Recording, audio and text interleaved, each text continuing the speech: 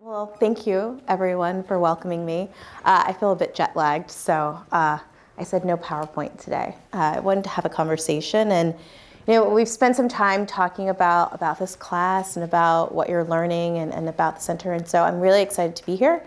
I'm really excited to talk about how I started my company. It's been 18 years now, so it feels like a very long time, and I think it's also because it's been a really long time. So I want to talk about how I started. I started my company back in 1996, and so it feels very ancient. The world was really different. The tools I had available to me to do that and to start are very different than what I think young entrepreneurs have today. And so I want to talk a bit about how I started and focus on the work we do at the agency and then what we do now. And I hope to save kind of some significant time to have Q&A and to engage with you and answer your questions.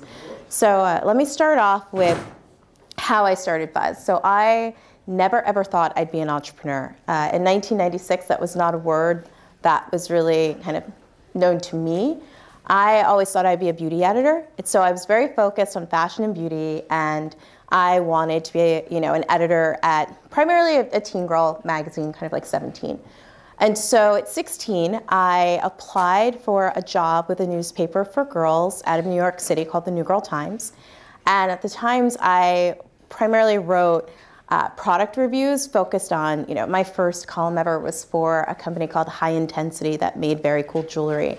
And I found during that process of reviews that when I would submit the column back to whoever gave me product, they would always say, if I keep sending you product, will you tell me what you think? And at 16, I thought that was the coolest thing ever, that there were tons of companies who would send me products if I just told them what I thought. And so I thought that was the gig. I didn't think it was a way to make money. It was something I became really passionate about. And even at 34, I still am so passionate about trends, about new things, about whether it's reading about a new destination in Condé Nast Traveler. It's something that still fuels me today, the idea that there's so many new products to try, so little time. And so back in 96, I remember a lot of PR type people were my quote-unquote clients, and I started getting phone calls like, I have a friend, she works on this brand, you'd be really cool to talk to. And I didn't really understand what the conversation would be. I was literally a suburban teenage girl. I should,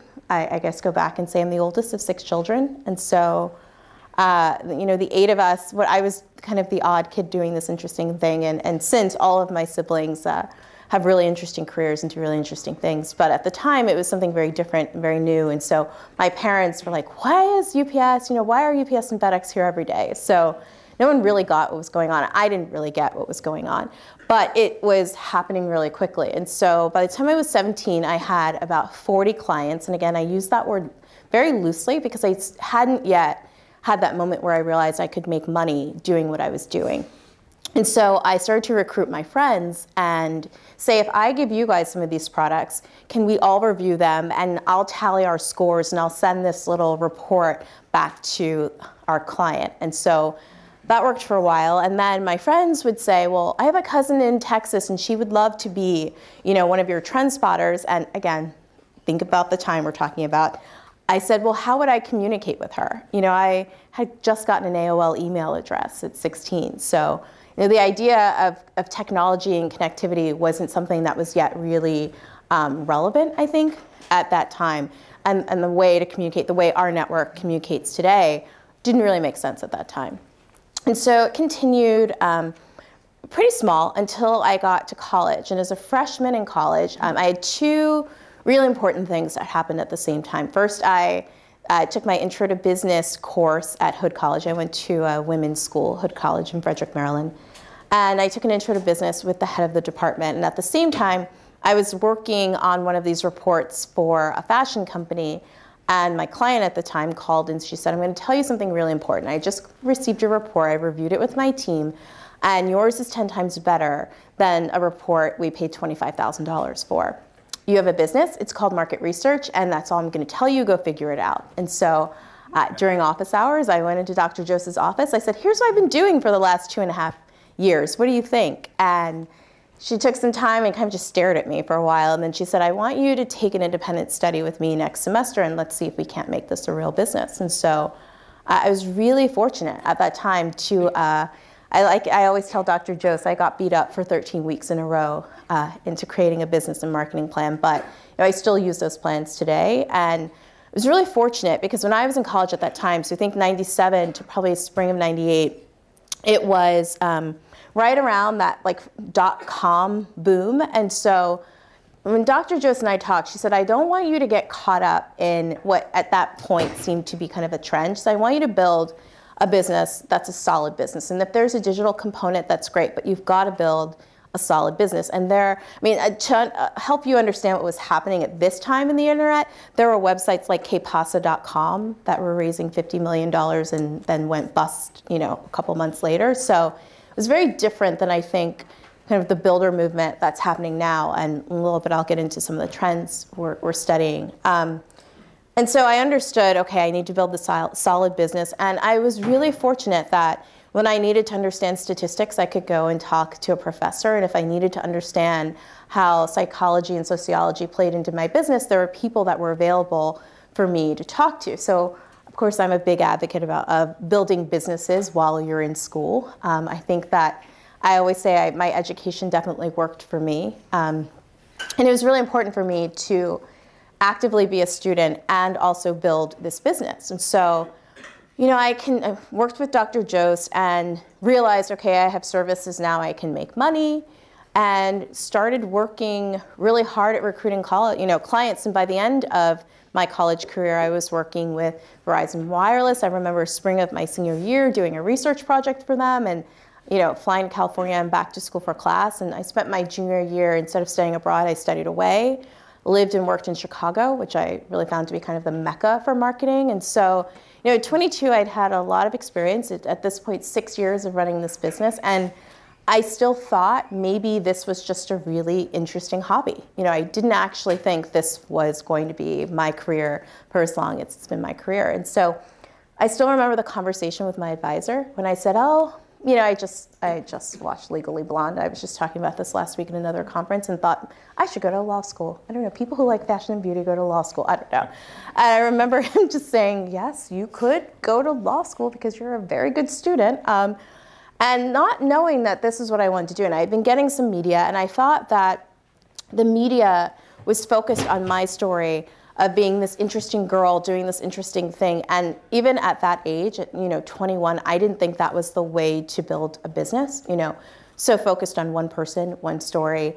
And I also didn't think it was the right story. I didn't think it was the right message, because at some point you have to grow up and you have to be respected as a research company or whatever it is that we were becoming. Not, there's this cool girl that does this cool stuff with product. I felt like there was a timeline on that.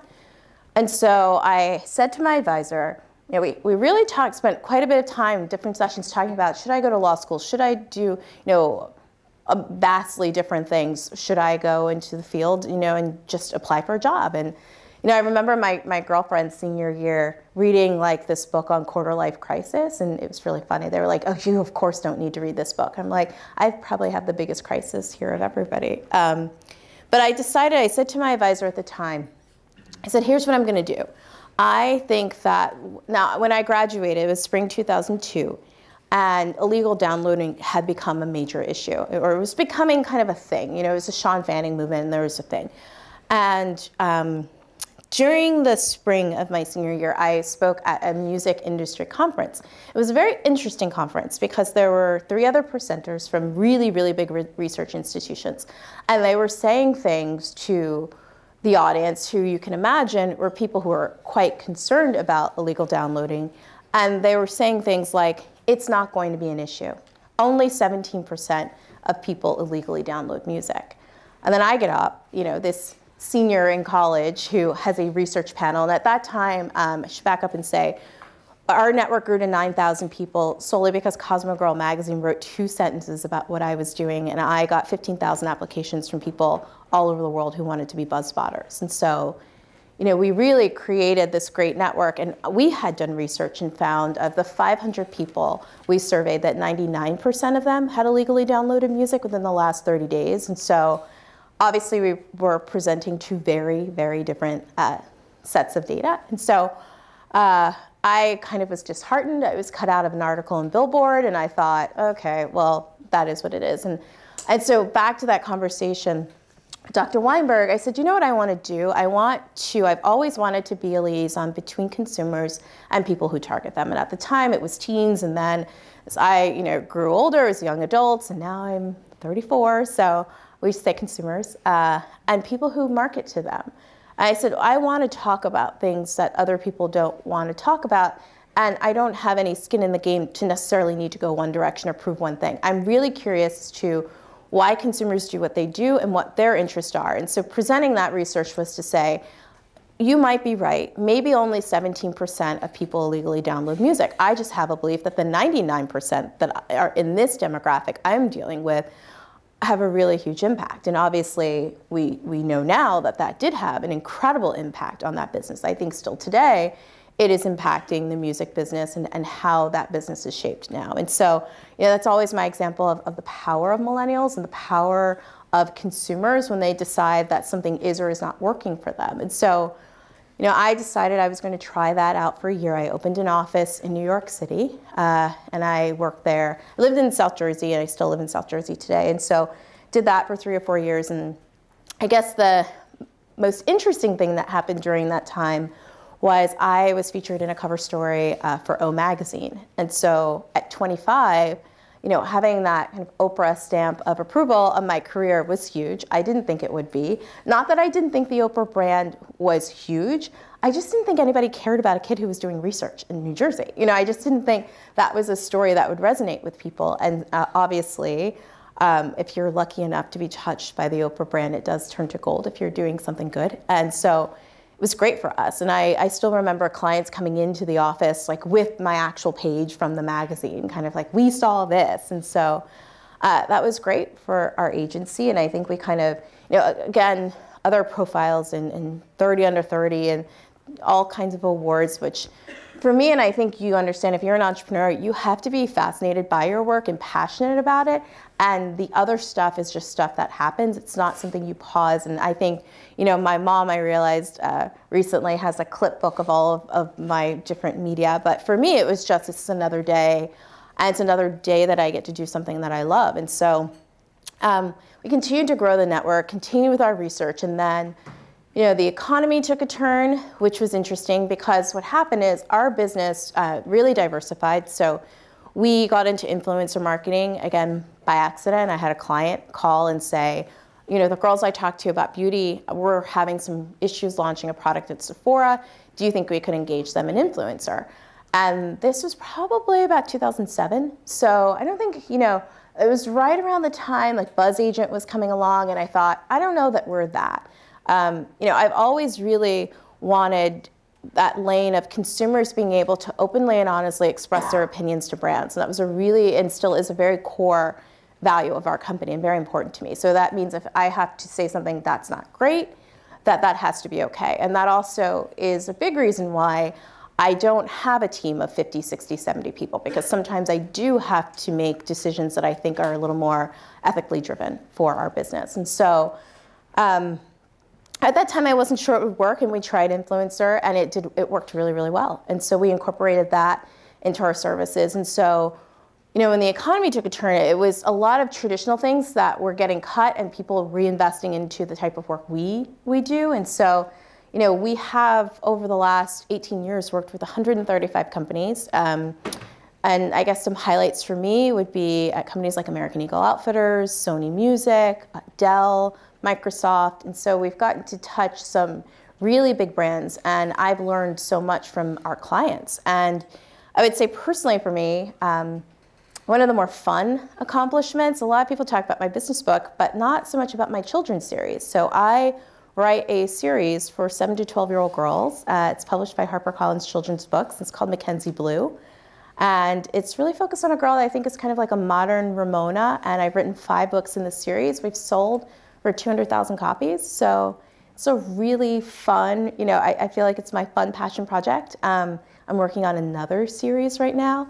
It's all about a girl who can't tell a lie and what happens in middle school. And so, writing and creating Mackenzie and creating a character that is really beloved by girls has been an interesting experience for me, especially as a researcher, because through Mackenzie, through her life, I get to see girls react to her and really get to understand kind of what's going on in the life of a 12-year-old girl.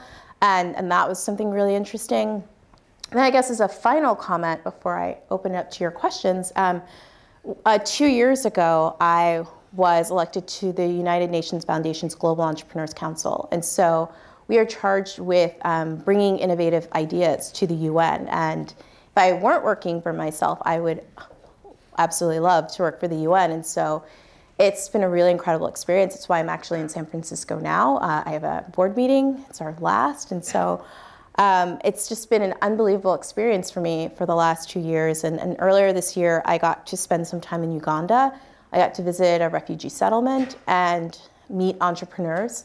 And when I think about what entrepreneurship means to me now at 34, a bit more established in kind of what your opportunity is. When I started out, there were not a lot of tools, and there weren't a lot of people that could help other people rationalize what I was doing. You guys live in a world where everybody knows who Mark Zuckerberg is, everybody knows what it means to be an entrepreneur, and everybody understands the upside. When I was doing it, I was that girl doing that weird thing, and people were saying to my parents, your daughter's so smart. Why isn't she a lawyer or a doctor? They just didn't get it. And so, I am now members of, many different associations that didn't exist when I started. And so I think that the entrepreneurial spirit, and especially what I got to see in Uganda, has really made me an even bigger champion of entrepreneurship. Seeing innovation that can drive and create business opportunities in Uganda, and meeting, female entrepreneurs who are, creating an amazing life for their children, that are able to send their children to private schools just because they're entrepreneurs and they have simple businesses, selling soap, having farms, is something that was really interesting to see. And so I guess at this point, I would love to open up for questions, and we can talk about my work, we can talk about trends that I'm seeing, whatever is interesting to you. I know for a second you touched on almost like an ethical quandary in your business from time to time. I was wondering if you could just elaborate on that. Sure. Can you repeat the question? Sure. He's talking about really the ethics involved in what I do every day. And I think that marketing is an interesting area when you talk about that, right? It's the images that we create, the messages that we send. I think that there was a time where I talked to my clients about kind of a one-way funnel where we push things out to consumers. And imagine, when I was a teenager, I'll use myself as an example, I feel like Gap dictated my whole life, right? It's like when their fall campaign came out, that's who I was, that's what I was going to be. And if I wanted a specific shoe, there was no online shopping. I went to a mall that dictated what I had access to, and that was that. If I was a suburban Jersey girl, this is what I could have access to. And I'm sure we remember those times where our friends would travel to the West Coast and we'd get something there that we couldn't get at home. And so I think it created this funnel where marketers could project onto consumers what was cool. And there have been documentaries. I think there was a particular one I saw called The Merchants of Cool, where Sprite actually said, we project onto you the image of who we want you to be. And that, for me, is definitely a bit of an ethical dilemma. And I think I was coming about in a time where technology has created this interesting democracy where consumers can, I feel, have the power and can dictate things to brands. Gap changed its logo, consumers didn't like it, they changed it back to the old one. That would never happen, in my opinion, 20 years ago. I think your ability to shop online and to make those types of decisions totally changes the playing field. It's not a dictatorship anymore. It's, if I don't like this, I won't do it. If I don't want to buy a car, I can use Uber now. If I want to be a conscious consumer, there are ways I can do that. And so I think that for me, I've always erred on the side of just working with brands that I really like and brands whose products I am passionate about. And it's hard because there's some, for me, can I say, I was so passionate about Dell. I may not have, the products I got to work on were amazing products and for people who need PCs. But what I was really passionate about was Michael Dell's entrepreneurial spirit, and that he is really a true entrepreneur who is fascinated by new things and creating new things. And so that, for me, was someone I could get behind. And I think that in general, I would tell you 90% of the people I've worked with have really wanted to connect with this consumer. And the people who wanted to dictate to them weren't people that would work with my system anyway, because the consumer and that research and data, we have a process we call Connect, Brand, Impact, Understand. And the first step in that process is bringing in the voice of the consumer. So you can imagine if you're a marketer that you already have your plans and you just want me to verify what you're saying, we probably wouldn't be the best match. So I think that earlier in my career, it was something that probably came up a lot more, where now I feel like it's the reverse, where brands are understanding that you dictate what's going to happen and they're just trying to figure out where they fit. What methods do you use, or where do you look to spot trends, and what trends are going on today? Where do I spot trends? I was at Starbucks today, and I was sitting next to a very interesting millennial having a conversation about her job at Salesforce and her coworkers, and I wish I could have taped that conversation. I was fascinated by how quick it was happening and what she was talking about. And so I travel quite a bit. I travel outside the US quite a bit, but I don't believe that great trends are started in New York and LA. I think that especially today, trends come from all over the place. And I am really fascinated by people, and I think that to think that you can go to one place and one source and get everything you need is very antiquated. There was a time when people would produce a trend report and send it out and say to everybody, these are the colors of the season, and I think, again, going back to the technology piece, consumers it's so fascinating to me, think about when fashion blogging became a thing, right? So think about a magazine like Lucky, that when you open Lucky today, I feel like fashion bloggers drive that book, where years ago it was editors dictating to us what was cool and what was edgy, and now we look at really cool people, and those are who, I think Olivia Palermo probably tells more people what's cool than, a fashion editor. And so it's interesting to see that power play where now it's like we all have to work together. And so for me, commuting is a great time. If I'm in an airport, I can always tell when a trend is mass based on my time in the airport. I'll give you an example of two, Uggs and Toms. When you get on a plane and everybody walking past you, no matter what age, is engaged with a certain type of brand, that's when you can start to see mass influence. And there are times where I remember seeing two people at an airport with Toms, and then I remember every other person having a pair of Toms. And so I'm always looking at that moment, that breaker moment when something is really becoming mass. We had a trend a couple of years ago we called mass exclusivity, which is the idea that everybody wants mass products that are customized for them, kind of driven by iPod. So, I don't think that trends come from just one place or just one person, because at the end of the day, my clients want volume. And so, we're right now creating something called the Millennial Brand Index, where we're ranking brands in many different categories. And I'm talking to someone who is going to be part of a judging panel for this project. And she said to me, you're talking about all these companies that are really interesting. Of course, the ones I like Warby Parker. I love Warby Parker.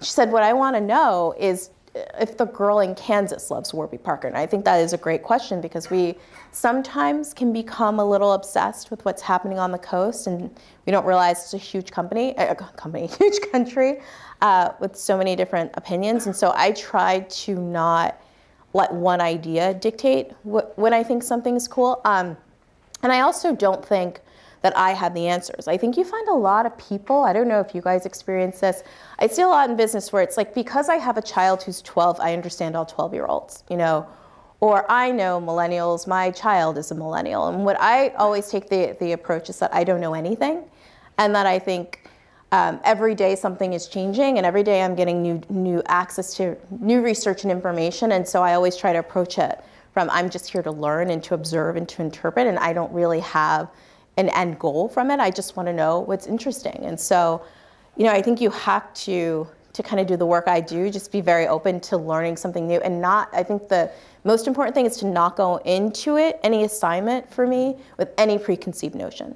And sometimes I think that's hard with my clients, because they sometimes arrive at the end and then want me to justify it. And so that sometimes creates a dilemma, I think. Oh, okay. Sorry. I like that airport story. I'm just wondering, perhaps on a more personal thing, in the past few flights you've gone on, what stuff have you noticed? What's caught your eye?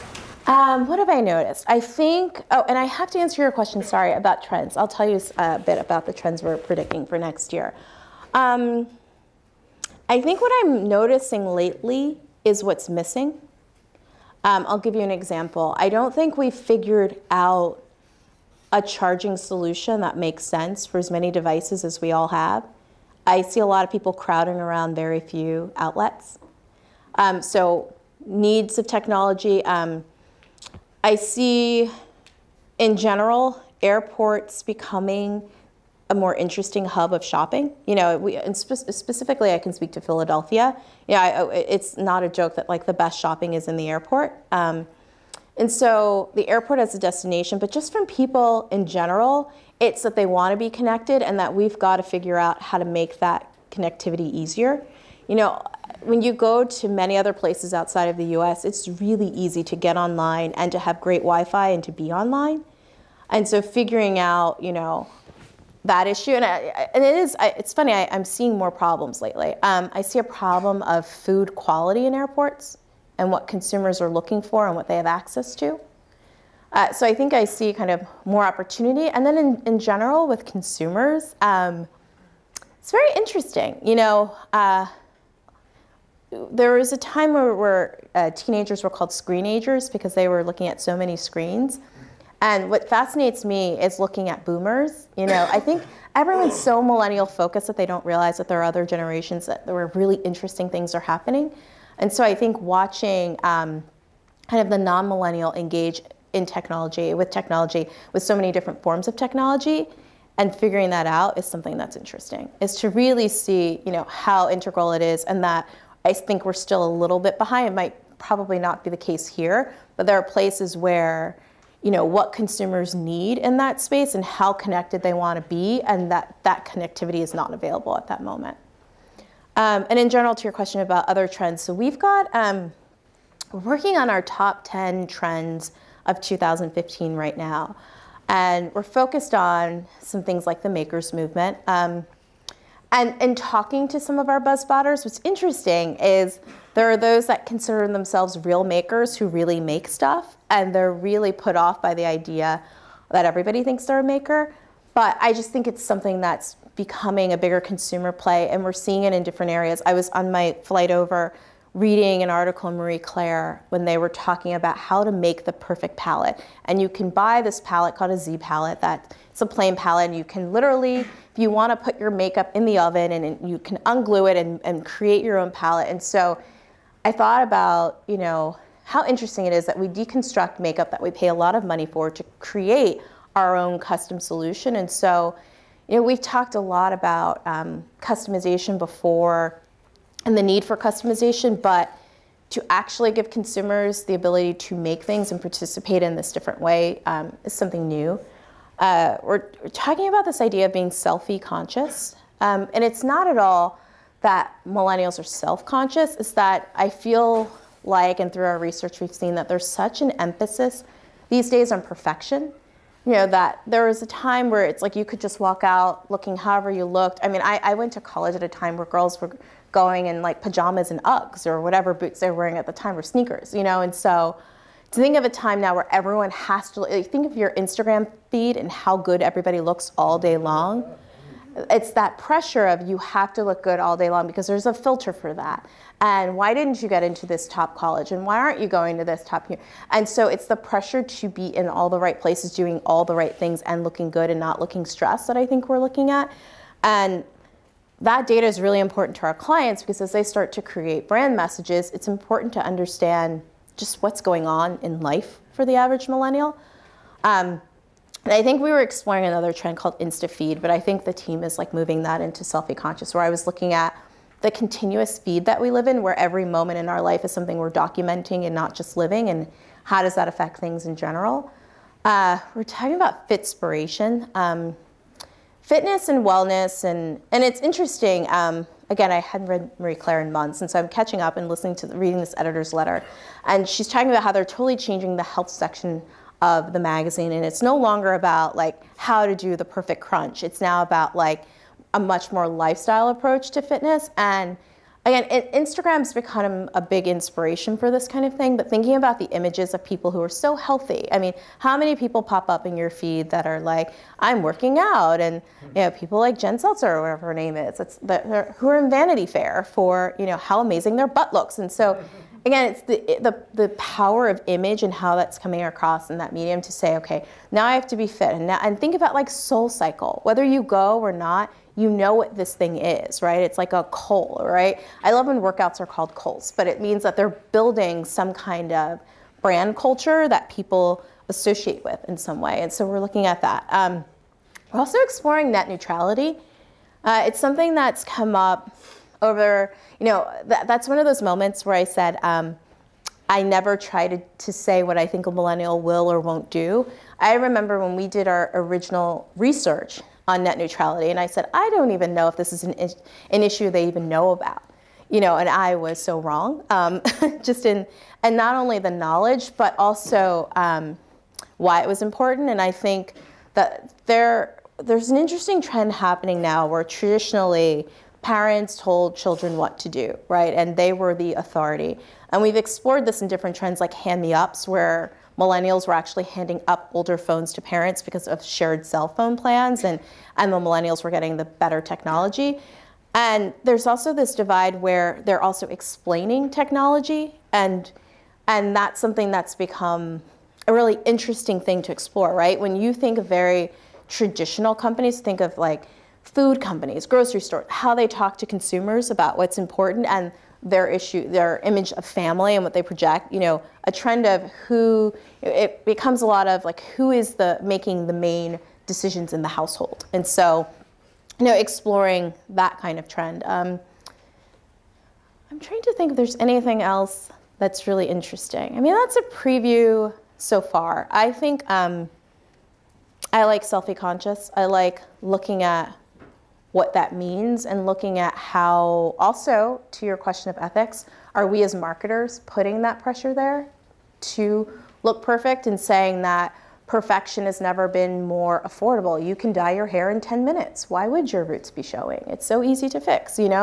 As we create really easy fixes to things, I think we also don't allow room for imperfection. And so that is creating, it becomes a predictor of, will you as a generation push back on that? I think we also look at your position on government, and this has been a really interesting thing. We pull this a lot. And we found that in general, millennials might be a little more centrist than people think. When we did research 5 or 6 years ago, the percentage of millennials that said that they were Democrat was, much larger than what we're seeing today. But then also, we're looking at the implications of, even if they're, one trend that's interesting, they don't identify. We did 2 types of identification. Are you Democrat, are you Republican, are you independent? Or do you think that you are more centrist, like we use different words and got different responses? And then becomes the idea, totally separate idea, of that they don't think government is actually working for them. And in that case, they feel like other millennials or other people are better solving problems outside of government. And MTV's done a lot of research and a lot of work around this. And that really creates an interesting conversation around problem solving. And if millennials start to approach problem solving outside of a government structure, what does that look like? And so I think this is a year of, for us, asking really interesting questions and just looking at metrics and data. I think it's one of those kind of transitional years to say, okay, like we know the traditional things are happening, right? Like digital is more important than ever before, that you're digital natives, and that, for brands, they have to speak in this way, but it has to be authentic. Like I think so many of those things now are known. I think what's happened is that it's become a year of, like, I don't know if you all ever feel this way, but I feel like people talk about millennials like a species they've never seen before, instead of just understanding like you have to engage like you would with any other demographic. And there are a lot of people out there that talk about what all day long, and no one talks about how. And so I think for us as an agency, next year is really about having a conversation about how. How do you engage? How do you know it's important? And how do you take into consideration all the trends we've talked about, from, you know, mass exclusivity to a couple of years ago we talked about Warholism, which is the idea that all millennials believe they can be famous. It's not as interesting as it used to be. You know, I remember growing up in a time where only 7 real people ever made it to TV, and they were on MTV's Real World. You know, now think about your younger siblings. You can record your own show on your iPhone, you know, cut it, put it on YouTube, and you're instantly famous to your 100 followers overnight. And so can people sell you fame the way they used to be able to sell to my, you know, and I guess I'm technically still considered a millennial, but I'm the oldest of the millennials. So, you know, I might even be like the youngest Gen Xer. And so, you know, the power of celebrity to someone my age is very different, you know, and I even take it younger. Fisher-Price created a toy. It's a karaoke machine that you hook into your TV, and a little girl, little boy, sings their favorite songs and sees their face on TV. How do you then explain to them there are people who are super famous, you mean on TV, like I was just on TV 2 seconds ago? You know, so that idea of what fame truly means, I think, is something that's really changing. Also, you know, I was probably into my 20s before there was Perez Hilton, but you know, the minute you start drawing on celebrities' faces, it's an interesting value proposition. You know, that's why we start to talk about this bigger concept of, are there really true celebrities left? Are there really true stars? Because, you know, I think that there are entertainers, there are people that we allow to entertain us, but are there people that we kind of uphold as this unbreakable celebrity image that there was when I was growing up? I don't necessarily know that that exists. So I think that there are a lot of questions to answer right now. So Tina, especially in a business where it's all about understanding people, and given your fascination with people and having seen so many different types over your career, what would you say has been the most interesting or meaningful or valuable thing you've learned about people, and how has this impacted the way that you interact with people on a daily basis or choose to approach your business? It's a great question. So I would say, sure, I'll repeat the question. So I was just saying that I've seen so many people and interacted with so many people. I guess what segment or what groups had the biggest impact on me and how I see things? Is that pretty much the essence? Yeah, and I guess just maybe people in general of what's been most valuable that you've realized about what motivates them. Okay. So I think there are probably 2 experiences. First, I would say post-recession, talking with tweens. I'm completely fascinated by tweens because they have more technology than we've ever had. It is something that's like digitally native for them. So I explain it like, you know, for people my age, we didn't have to discover TV, right? It's always there. It was always interesting. It wasn't a big new thing that happened in our lives. We get it. TV's awesome. Same way a 7, 8-year-old sees technology. And when I was writing my book, I had this theory that technology was ruining millennials. And what I actually realized is that it's the other generations that have the biggest issue, because millennials have always had it in a very appropriate place in their lives, in your lives, where it is what it is. I can, you know, and when you want to spend time with friends, I find that the engagement can be much more, I hate to use the word real, but you know, you understand the place of technology. And so that was an interesting finding. And so when I think about tweens, their access to information and just how smart they are, I'm fascinated by them. And we were doing some research, and my favorite quote ever, we asked tween girls, how has the recession impacted you? And a girl said, I have not been impacted at all. My grandma just gave me $20. And I thought, like, I just love the optimism in that. Like, my life's great. I have $20. Life is awesome.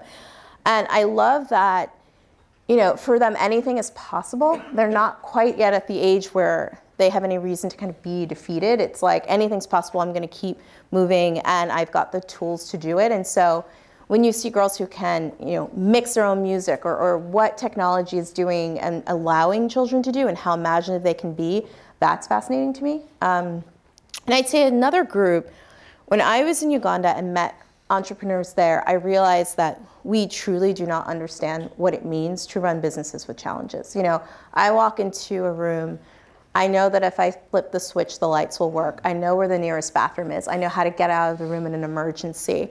I know that if I send an email, my internet is going to work. And to go to a place where none of those things are certain and to see people still work so hard and come up with unbelievable solutions. You know, I was on a remote island called Busi Island and met an entrepreneur who had developed a solar backpack that basically lit this clinic where women would have to go, if they could get there, to give birth.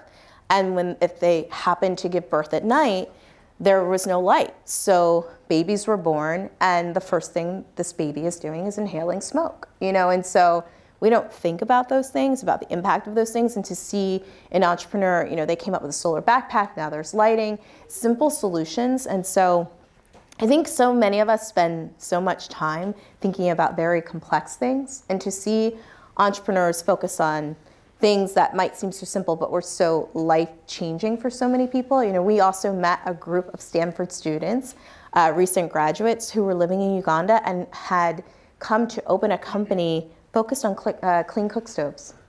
And it was amazing because no one understands the importance of a clean cook stove, that if you cook over an open fire, it is the equivalent of smoking 5 packs of cigarettes a day. And think about the fact that most of these women are doing this with a child on their back. And so the child's also inhaling smoke. They came up with a solution that's less than $10 that heats food in this kind of clay pot for 5 hours. And so to see how, you know, the developed world was working with the developing world, I think was really interesting. And I've spent so much time, I think, trying to think of these really grand ideas, and to see that something so simple, you know, meant so much to so many people, I think has been interesting. And the last one was, actually, this was a day, a global accelerator. It was an entrepreneurship day at the UN. And entrepreneurs were pitching us ideas. And one guy had created a bicycle ambulance, which really made sense for parts of Africa where he was using it. And again, we think of such big technology, and this was really the safest, best solution at $1,500. And the statistics and research he had done on how many lives he had saved, it was unbelievable. And so I think that I walked away from that trip realizing that it's the small innovations that sometimes can really have the biggest impact. And if you take away the comfort that we're used to, and if we just had to, you know, so many entrepreneurs, people who created clean filtration systems that change the lives of children at boarding schools. So the idea that I think for me at this stage, it's thinking how simple can we be to come up with solutions. That's been most interesting. I'll ask a couple if there's room, if we have time. So should I stand up or is it? Okay, so I've got a couple questions I want to ask to make sure that these guys get answers to. You're in the business of finding signals amongst noise. And I think one of the biggest areas of noise or questions is, you know, what should I do with my life? And lots of people have passions. Few people are able to pursue their passions and actually convert those into real businesses that they can make a livelihood after and thrive in. How do you know, and you've done this multiple times, you know, in multiple different forays, when is there enough of a signal to indicate that a personal passion you should have enough conviction behind that personal passion to pursue that as a business when your parents are saying go to law school, go to medical school, or all of your friends are going and working for the hot company?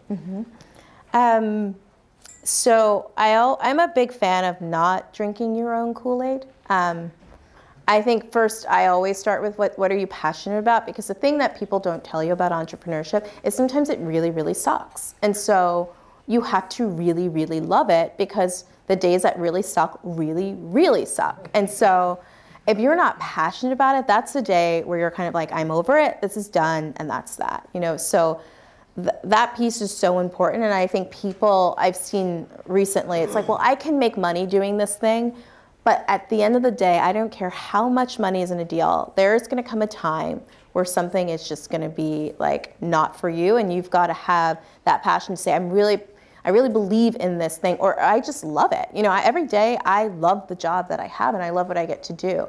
And then I always say knowledge is power. So the minute you have an idea, you know, we all have the ability to be researchers, and you really need to independently, not all of your friends and family, they love you, they'll tell you.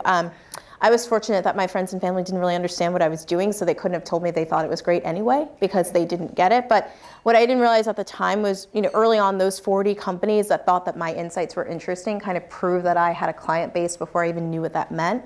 And so you really have to spend the time saying, what's my total market and what's my target market? And you always have to be able to answer that question. Not, I really think this is great because it doesn't matter. We're not that great, And there are people, I think what's interesting today is I really do believe that there are entrepreneurs who are creating solutions that will change the world and are changing lives every day and making our lives, whether it's more beautiful or easier or more creative. But at some point, they had to qualify that. And so I would say, and quantify it. What are your total and target markets? And my favorite thing is when people say there's no competition.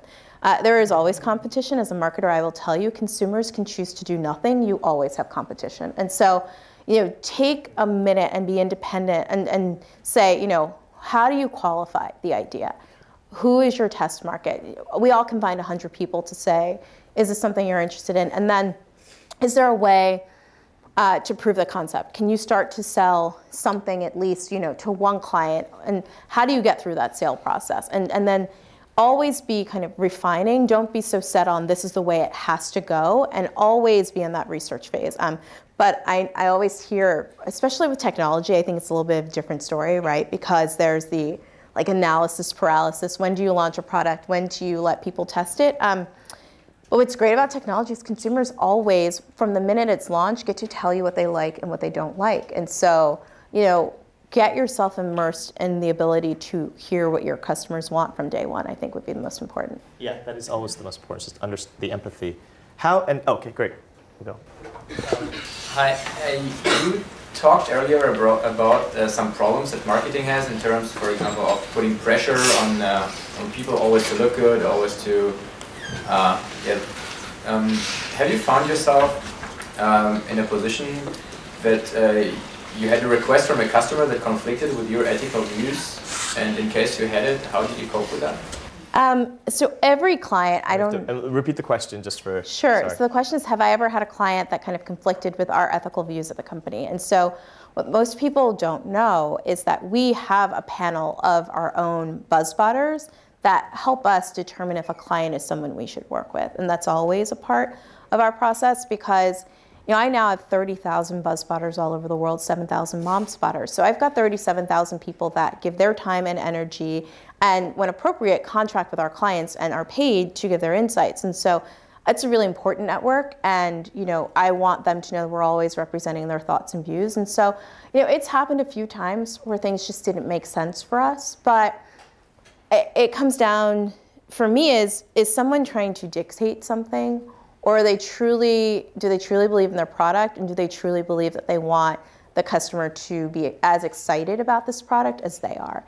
So if I have a client that's really not into what they're doing, that's not the client for me, because the amount of time my team and myself personally that I will dedicate to a project to get something to launch, it's a lot of time. I always say, I can always make more money, I can never make more time. I can't get that time back, and so that for me is the biggest thing. Do I want to spend my time engaged in this issue with this client? And obviously 18 years into the business, I think I have the ability to say yes and no much easier than maybe I even did when I was younger. But ignorance is bliss at 22. I probably said no to things that I should have never said no to, but I didn't care. So, that's always been what has driven me and this agency. And like I said earlier, we might be a lot bigger if I were willing to do things and take on some of the clients. But if I don't really believe in their product, it's not something I'm interested in. And I just want to clarify, that doesn't mean that I think every product has to be healthy or good. I think that there are some brands today that are on this healthy, good kick that we all know we do not go into those restaurants or into those places to get something healthy or good. We go in just because we like it and it's interesting, So I don't necessarily think that we have to. We're also in a place where we're saying this is bad and that is bad. And I think as consumers, we have to say, I like this, so I'm going to do it. Or I'm interested in this, so I'm going to eat this. It doesn't mean I'm going to eat fast food every day. But if I want to go have a burger, I'm going to have a burger, and that's fine. And I think that's what I appreciate about millennials is the idea of it's fine. If I want to eat at Chipotle 3 days a week, that's actually cool and it's fine. And so I kind of like that approach to things. Can I ask you a question about gender and identity for the millennial generation? Is it Interesting question. Is it an issue? So is being female an issue if you with whatever you want to pursue? Is being black an issue with whatever you want to pursue? And is it an issue? Is it a liability? Is it an asset? What's your read and take, both objectively and personally? Yeah, it's funny. I was asked that question when I got older, and I didn't get it. And I said, at least speaking for my personal career, I came up at a time, in '96, before Backstreet Boys and Britney Spears and Elle Girl and Teen Vogue and Teen People, and I kind of rode into the teen wave, and I happened to be a person who just had more insights than anyone else. And so I'm a big believer that, at least for me, the only color people saw was green, and my ability to make the money, I always say that, I'm like, the only color people saw with me is green. I think that this is one of our trends, again, for next year. We're talking about this power girl trend. And I'm a little put off, personally. It's probably the most controversial thing I'm going to say today, by people who think they need to tell girls that they can run as fast as boys today. Right. I have a niece who's 5. I never want her to hear that. I want her to know to run fast. She's growing up, my sister's a sociology professor. She thinks her grandma's awesome. Her aunt runs a company. Phoebe already knows she can do whatever she wants to do with her life. And so I'm a little put off by that older brand. And again, even my journey, right? That would be like me saying, guys, entrepreneurship is so hard. You don't know what it's like for the last 18 years. Like my world, my journey is very different. I couldn't build a website for less than $1,000, get business cards for less than $35, and have a business up and running via legal Zoom in 2 days. That's an opportunity you have, and I think I have to respect that.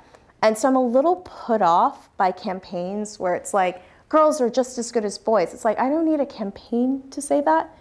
And it's hard because I think that, are there inequalities that exist? Yes, but also I can't truly speak to that because I've always created my own job, my own opportunity. And so, I will say one of the things that made me really love Dell was they talked about empowering women, and every time I was in a meeting there were women running the show in a way, and really empowered within that company. And so it was great to feel like I wasn't just saying something and then sitting in a room of all men dictating. Yeah. And so that's important to see that if you're promoting a company culture that you're living it, and I very much felt that they were. But yeah, I have a problem with, I think girl power is the issue of the day. And so people have decided that, and there are a lot of trends we can speak to in politics that we can see. We're trending toward this movement. And so I think that millennials see through all of that. Yeah. I just think that pandering, it's like, oh, now we're going to talk about girls and how awesome girls are. And I think that, toys for girls and things like that, I didn't have a course in school that was like, this is math for girls. Most people don't know, I took advanced math and science classes from middle school until I graduated college. So. And it didn't even go through your mind that never, was an issue. No. Until somebody said that. Or that girls were, my girlfriends were like sitting next to me in class. This is what we did. And so I have a problem when we kind of call that out as like, hey, you can be successful too. Like that's kind of like, okay. Yeah, fair enough. We have time for one final question. Yeah, we got one right there, back there. Based on what you just said, do you think that being like a good sociologist is kind of an essential part of market research? And like, how have you gained those skills? I do. And the question is? Sorry, do I think that being a good sociologist is an important part of my job? So I'll tell you this. In general, I tend not to hire marketing people to work for my company. I tend to hire people who come from some sort of social science. Because I think what's really important is in marketing, sometimes we are taught to create the voice of the consumer. And I feel like we are living in a time now where we have to actually interpret what the consumer is saying to us and create for consumers what they're looking for from us. And so I also think it's a very European style of marketing where they really spend a lot of time understanding people and saying, okay, we now have these consumer segments and now we're going to create these products to satisfy that. I've seen that through, I've had some people work for my agency from Europe, and that was very much the way they came into the experience versus I have the best new car idea, and now how are we going to sell it? And so I think that I I look for people that bring those kind of skills to the table, because we really are in a time where technology is really creating, I keep talking about, this democracy where consumers can tell us instantly, and it's never happened before. I use this example. When I was a teenager, if I wanted to know if Jane Cosmetics tested on animals, I would call an 800 number on the back of a package. If someone answered, I'd ask a question and then go with what they told me. Right now, if you want to know that, you can find out in a minute or less. And if you don't like what you see, you can start a petition on change.org. And so what consumers can do and how quickly and instantly you can do it, I think has totally changed what we as marketers do. And so I really look for people who, cultural anthropologists, people who are really, really interested in what people want and not interested in coming in with an absolute outcome. To cut it off. Thank you so much, Tina. Thank you so much. Thank you, guys.